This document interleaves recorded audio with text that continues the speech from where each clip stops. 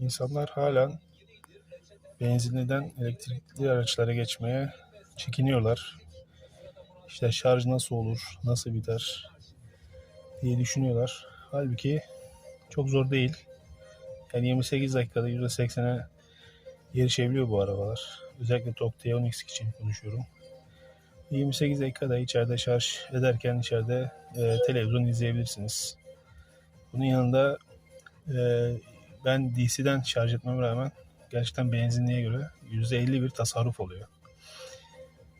AC'den şarj etsem çok çok daha uygun. 3'te 1'ine iniyor. Yani hiç düşünmeden hem maliyet açısından hem de kolaylığı açısından, teknolojisi açısından hiç düşünmeden elektrikli araçları, özellikle TOG'u tercih edebilirsiniz.